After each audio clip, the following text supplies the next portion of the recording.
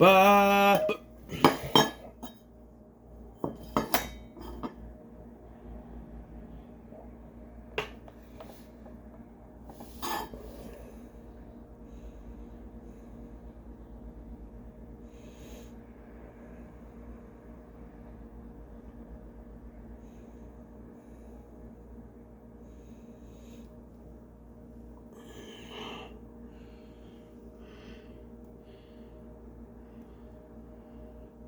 Universal jar, Universal non nincompoop journal.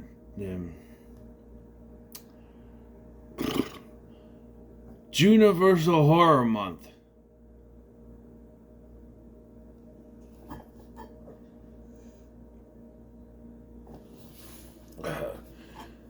Right, so it's time for the last stop in Juniversal Horror Month. Get ready to not to think it and not to say it, because we're talking about the Bye Bye Man. Yes, that I know we kind of went downhill with the last few, but the last two, I guess I would say. But you know what? Whatever. It's about having fun. But I'm saying, but just not no.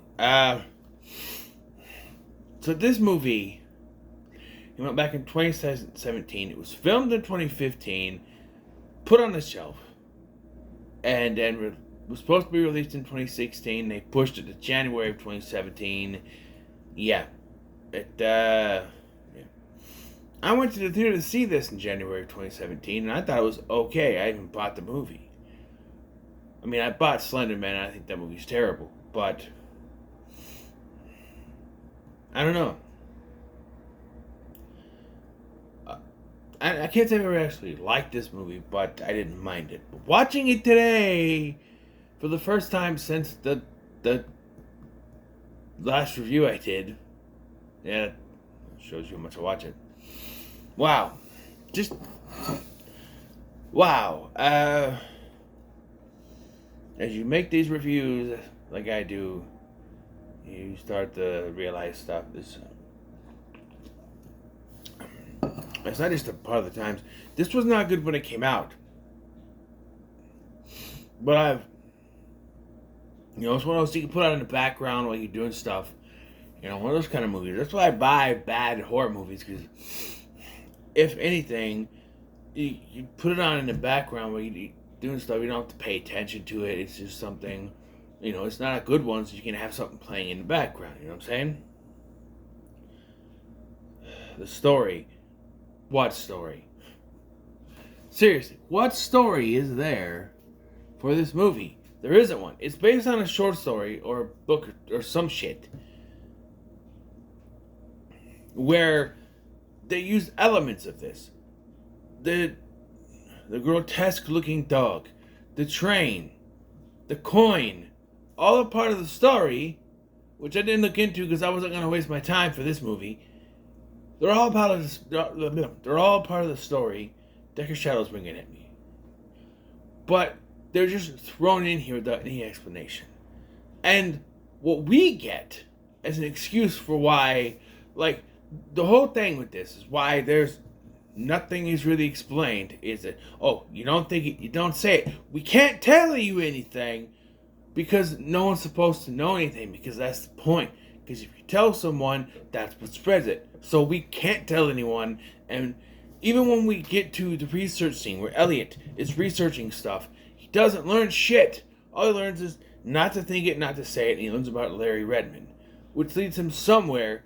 But those people, that connection isn't really that big because they don't know anything, because Larry couldn't tell them. So they use this as an excuse not to tell us shit. They're like, hey, we can throw out this horror movie and we don't have to explain anything, because we make it a plot point that nobody knows anything, because you don't think it, you don't say it, and therefore anyone who knew anything about it is dead, because they just kill each other. Yeah. Yeah. The beginning of this is fine. We see Lee Winnell playing Larry Redmond, and he's going nuts on some people for the name. He shoots someone, and then two other people, these women, run to another house and don't lock the door. Because why would you lock the door if someone comes after you with a rifle? We then find out he shot them and then himself, but he tried to. And he drank Drano and died because he realized that it had to die with him. Nobody else could know it. Anyone who knows the name of the Bye-Bye Man, it spreads. That's how it spreads. Right.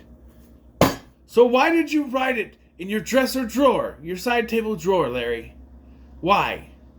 It doesn't make any sense. If you are trying, because the way that our three main characters find out about this is because they moved into Larry's old house, and they got all the furniture. And in Larry's side table drawer, he scribbled, "Don't think it, don't say it. Bye-Bye Man," all over the fucking thing. Even the writing in this movie doesn't make sense from that kind of standpoint.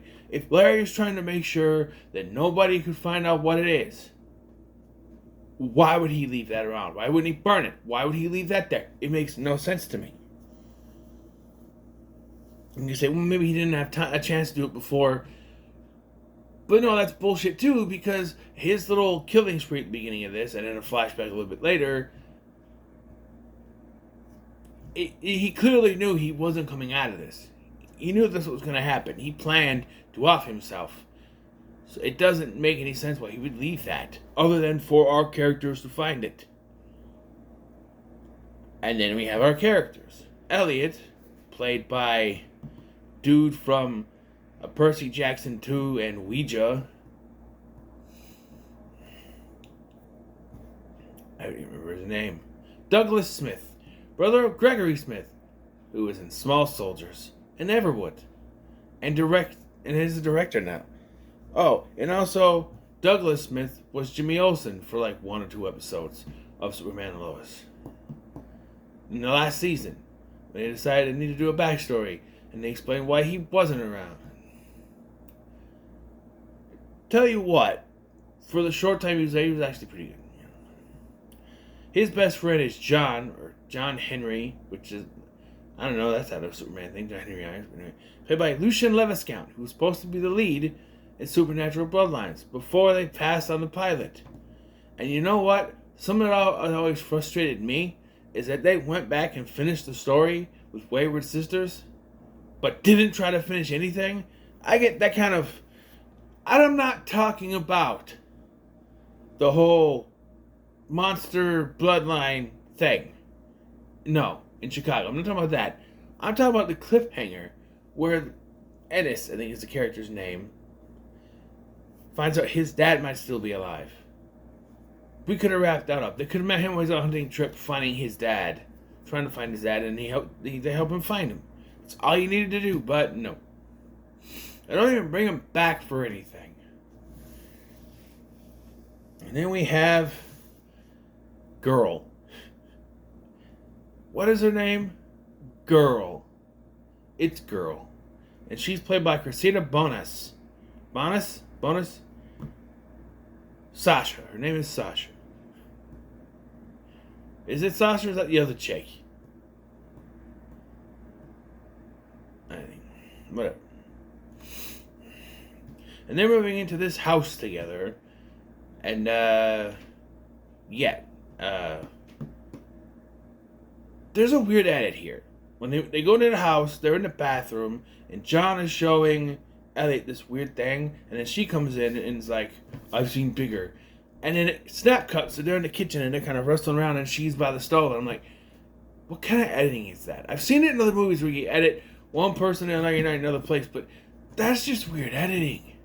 Why wouldn't you edit to the kitchen and they walk in or something, you know? There's been scenes where it's like people are talking and then they're walking into the... I don't know. They have a housewarming. They find their furniture in the basement because the realtor guy, they're just in the basement. I don't know. I'm assuming that's where it was the whole time, but... And They have a housewarming party that night where we meet Elliot's brother, played by Michael Trucco. And the first time I saw it, I went, brother? You mean father, right? Michael Trucco was in his 40s at this point. Douglas Smith was in his, I guess he was in his 30s, early 30s. So they are, I guess, my brother and I are 11 years apart, so I guess it works.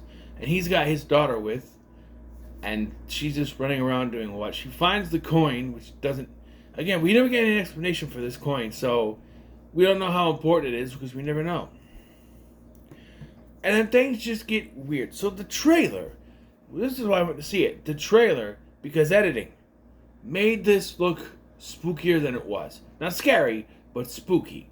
They're talking about, what is it? The Bye-Bye Man. And his eyes light up like there's some kind of seance. Originally, there was going to be a Ouija board, and they realized, hey, Douglas Smith was in Ouija. Let's not do that. So they just had this seance thing that she does. Tara, whatever her name is. The chick from the first Terrifier. And John wants a piece of her, you know what I mean? But she demonstrates psychic ability. Elliot hides his keys in a pot, and she's able to figure out. He's like, "Oh, you're full of shit." And then, like, she predicts the Bye-Bye Man will show up. And it's like, but what summoned him? Them moving in? Them putting the furniture up there? I have a feeling in the original script that something happened. That when it was supposed to be the Ouija board, that's what summoned it.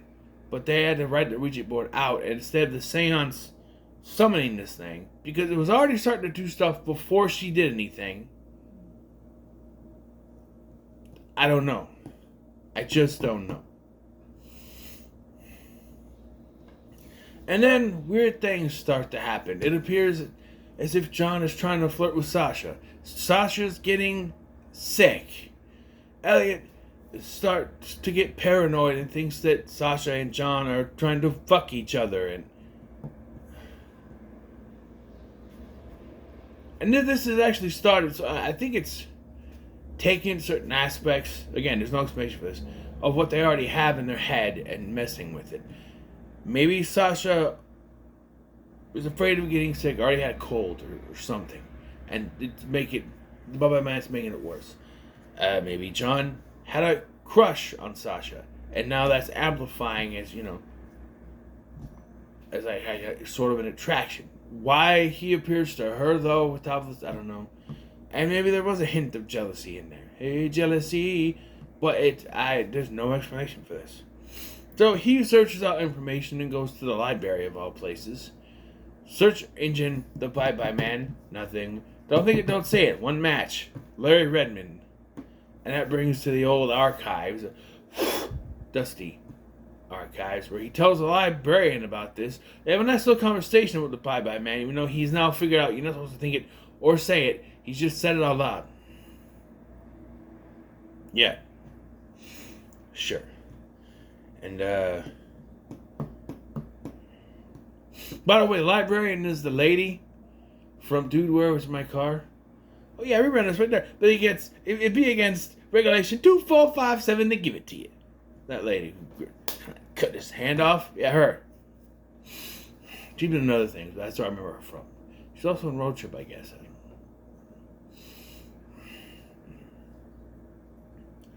It's also the next day after the party that he takes the other girl home, John does, and there's like maggots on her, and he thinks she's disgusting and says Sasha is perfect, And, the day of the library, Elliot is supposed to pick up Sasha. And the Bye-Bye Man makes him lose time. So he's late picking her up, and he sees John pick her up. Of course, that fuels the jealousy, right? It fuels the jealousy. It does. And then he gets a phone call from the other girl, and she's like, we need to talk. There's something going on, and we see that she killed her roommate.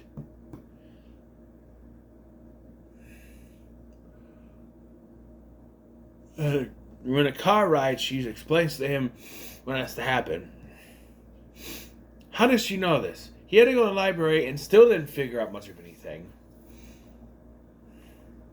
She somehow knows that you have to kill whoever knows about it. How does she know? How did she figure out stuff he wasn't able to figure out? And he went to the library and she was at home.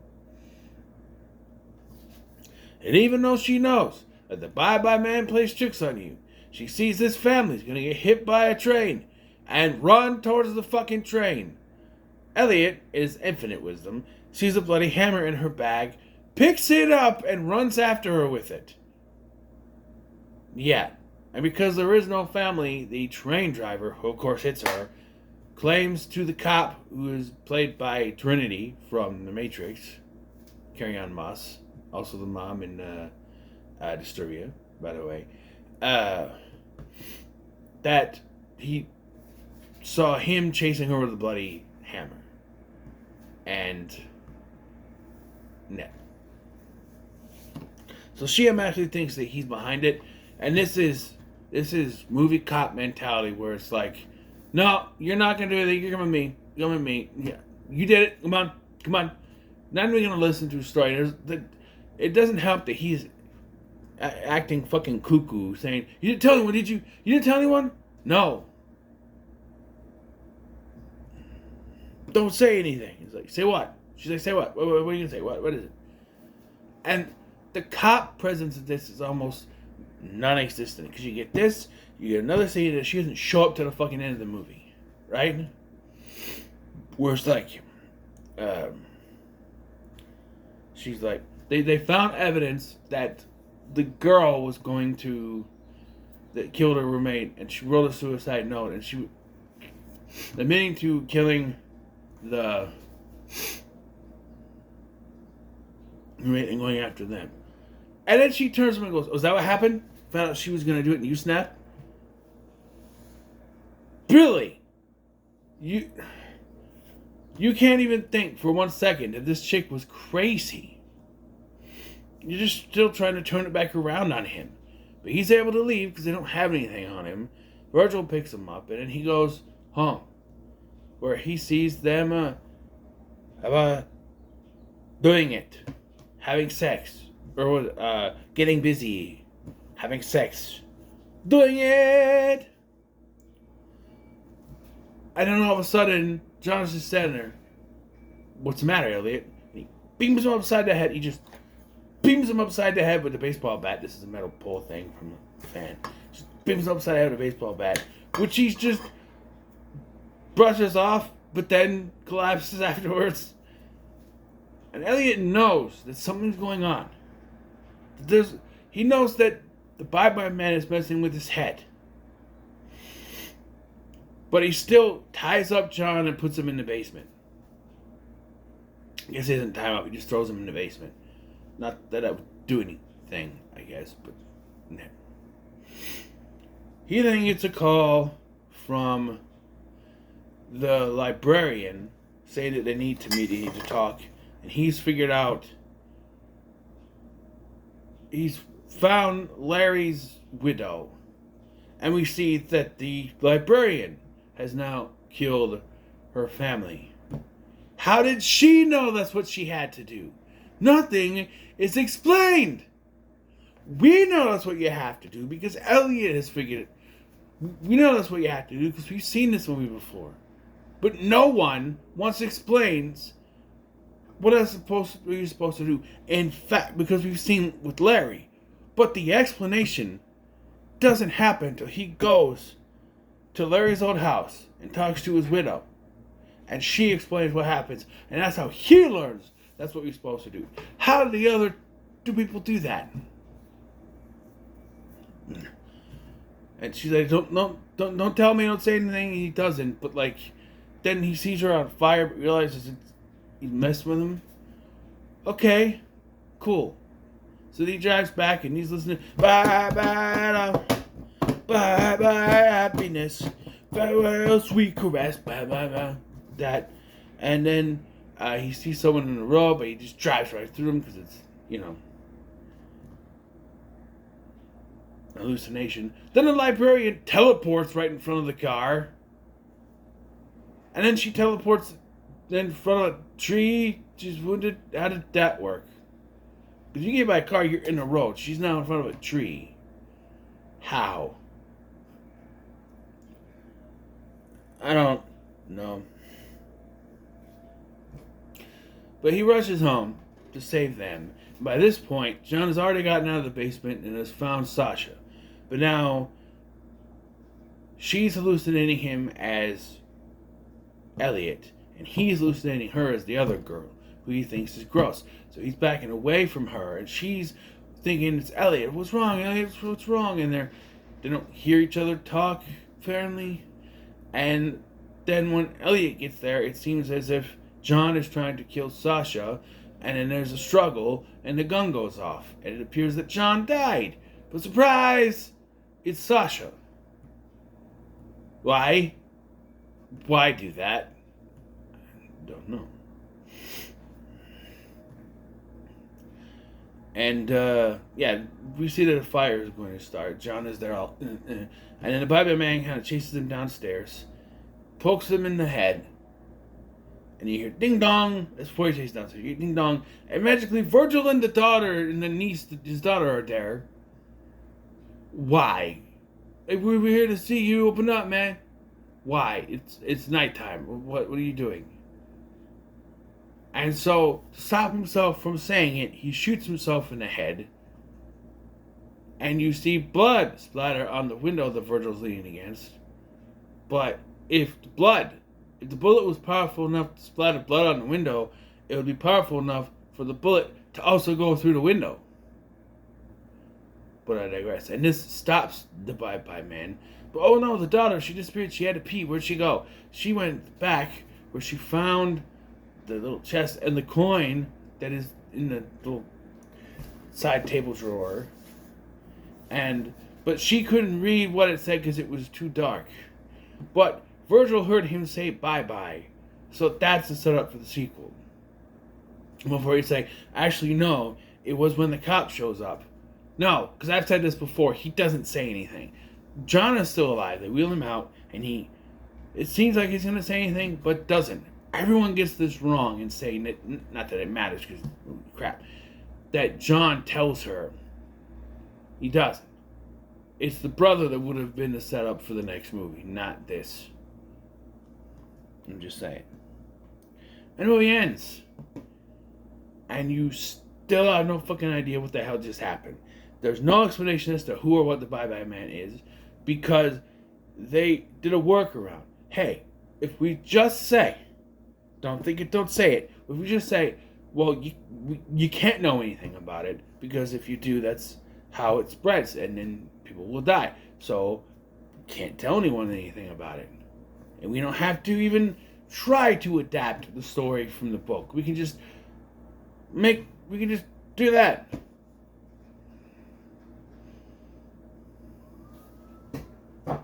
That's what this movie is. It's crap. However, it's not bad enough to fry in hell. I'll say just not with your time. Just don't watch it. Yes, this went way down for me from the last time. Wow. Watching it now, I just realized how incomplete this movie is. Someone wrote this, and they looked at the script and they said, that's good enough. And they shot this, and they looked at it, and they did a test run, and they said, that's good enough. Oh, and they whittled it down to PG-13 so they could market it to a younger audience and sell it.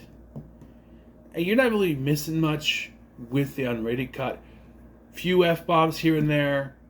Nudity for John and Sasha, but it probably just body doubles because you don't see anything. You see some ass. That's about it. Not much of anything to see. So, yeah. I felt like they didn't even try with this. Right? I don't know. I really don't know. But that brings us to the end of Juniversal Horror Month. That's right. We've been on a wild ride. It ended with a... Try it again. It ended with a... But... It's not the worst thing I could have looked at. I could have done Ouija, which I will still say is worse than this. And it has Shelley Henning, and Olivia Cook, and also Douglas Smith, and man juice. Not that kind, I mean coffee. and it's a Blumhouse movie, and it's still worse than this one. Anyway, yeah. I thank you for coming along on this journey with Universal Horror Month. I think next year, because it was kind of difficult to just go for horror movies and try to figure out.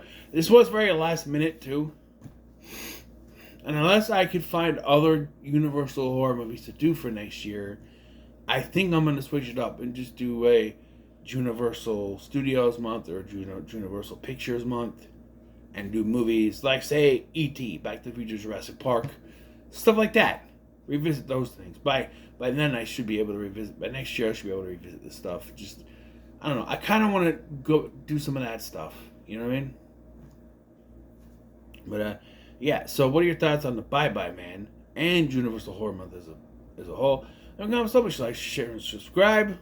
I can speak English. Make sure to like, share, and subscribe. Thank you for watching. I'm Sky, and I'll see you in the next one.